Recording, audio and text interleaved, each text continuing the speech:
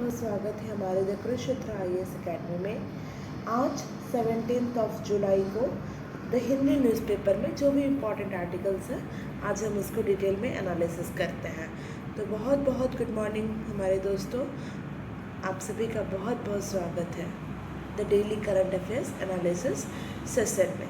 तो पहला जो न्यूज़ था वो सुप्रीम कोर्ट से रिलेटेड था एंड हम इसको GS paper 2 that is polity से हम इसको रिलेट करेंगे। एंड इसका जो न्यूज़ का जो मेन क्रक्स था उसमें ये था कि like president Droupadi Murmu appointed the justice N Koteshwar Singh and justice R Mahadevan as a supreme court जज। तो हमारे लिए क्या इम्पॉर्टेंट है, एक तो कॉलेजियम का यहाँ पे कॉन्सेप्ट आया है, इसको हमें पढ़ना है। And then appointment of the judges of the Supreme Court, then committee, then how many members are there, all those things area we need to know about it in a very detailed manner. Okay, तो क्या हमारे की point है हमारे prelims के लिए, तो supreme court के बारे में हमें जानना जरूरी है। Like all other Indian courts are subordinate to the supreme court, courts are independent from the executive and legislative. ये तो भाई सब ये तो सामान्य सी बात है कि जो कोर्ट है उसको इंडिपेंडेंट होना पड़ेगा किससे, executive as well as legislative से। देन इंडियन जुडिशरी जो सिस्टम है it is the integrated judicial system as well as independent judicial system. ऐसा क्यों बोला गया है यहाँ पे, क्योंकि अगर जहाँ पर हमें ज़रूरत पड़ता है वहाँ पर हम जुडिशरी को हम उतना उसको देते हैं कि वो जो भी एग्जीक्यूटिव है लेजिस्लेटिव है उसके कुछ ऐसे लॉ हैं जो हमारे कॉन्स्टिट्यूशन के लिए इम्पॉर्टेंट है, या फिर अगर कुछ भी ऐसा वॉयलेशन है तो वहाँ पे जुडिशरी इन्वॉल्व भी होता है। एंड इंडिपेंडेंट भी हमारा जुडिशरी है, मतलब ये किसी के दबाव में नहीं है, किसी के कहने पे नहीं होता है, ये that is a independent body. Then federal court of India that is transform into the supreme court. जब ब्रिटिश जब यहाँ पे थे तो उस टाइम पे हमारा जो सुप्रीम कोर्ट था इसका नाम था federal court of India. Then jurisdiction की बात करें, within the territory jurisdiction can not be restricted but can be expanded. Okay, जो सुप्रीम कोर्ट के जो स्टाफ्स होते हैं are appointed by the judiciary system itself. Staff का भी सिलेक्शन अपॉइंटमेंट कौन करता है, जुडिशरी, पूरा एक सिस्टम है वो लोग इसको अपॉइंट करते हैं। अब अपॉइंटमेंट कैसे होता है, तो जो CJI है मतलब अभी जो रिसेंट DY चंद्रचूड़ जी हैं that is the chief justice of India, उनको अपॉइंट करते हैं हमारे देश के राष्ट्रपति that is the president of India. Then जजेस are appointed by the president after consulting with the CJI। पहले तो CJI का अपॉइंटमेंट हो गया, देन जो फर्दर अगर बाकी जो जजेस होते हैं उनका अपॉइंटमेंट प्रेसिडेंट ही करते हैं but consultation with the chief justice of India. Collegium system की बात करें तो एक पैनल होता है जिसमें 4 जजेस होते हैं, will recommend the CJI। Okay, qualification की बात करें तो he should be citizen of India, should be the judge of the High Court for the 5 years or advocate for a 10 years in the respective High Court. Then should be independent jurist, no minimum ages. Oath कौन दिलाता है, president दिलाते हैं। Tenure कितने साल का होता है, 65 ईयर्स रिटायरमेंट का एज है।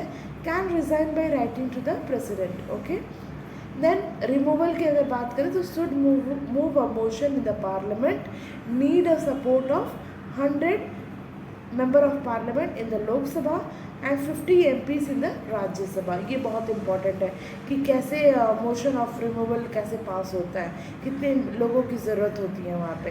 Then speaker of the Lok Sabha and chairman of the Rajya Sabha can either accept or reject that motion. Okay, if speaker accept, अगर लोकसभा का स्पीकर इस चीज़ को एक्सेप्ट कर लेता है, उस मोशन जो पार्लियामेंट में पास हुआ है रिमूवल ऑफ द जजेस of the supreme court, then a body will be form to check the matter. Then उसके बाद एक पूरा बॉडी, एक पूरा कमेटी बैठाया जाता है जिससे प्रॉपर तरीके से स्क्रूटनाइजेशन और इन्वेस्टिगेशन होता है उस रिपोर्ट का, will be submitted. Then speaker will introduce a bill, special majority is required to pass the bill in both the houses till date no जजेस हैज़ बिन रिमूव्ड। ऐसा ये हमें याद रखना है। ये यूपीएससी हमें एक पिन होल में हमें फंसा सकता है कि अभी तक जजेस का कोई ऐसा रिमूवल नहीं हुआ है, तो इस चीज़ को याद रखना चाहिए।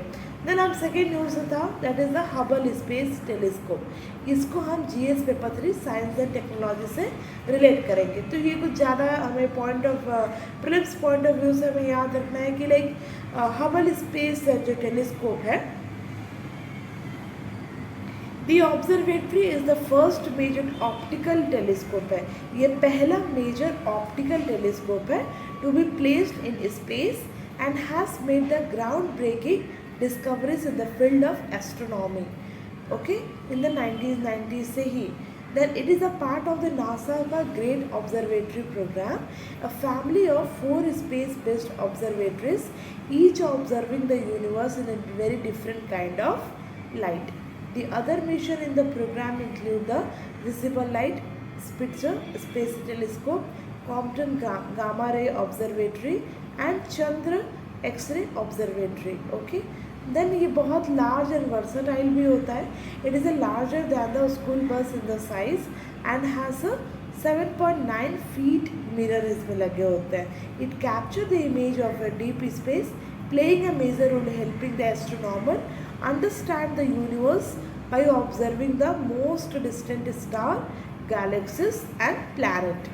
Okay, then NASA also allowed anyone from the public to search the Hubble database. Okay, then हमारे क्या क्या इंपॉर्टेंट कंट्रीब्यूशन है हबल स्पेस टेलीस्कोप का। पहला, यूनिवर्स एज में फाइंड आउट करने में।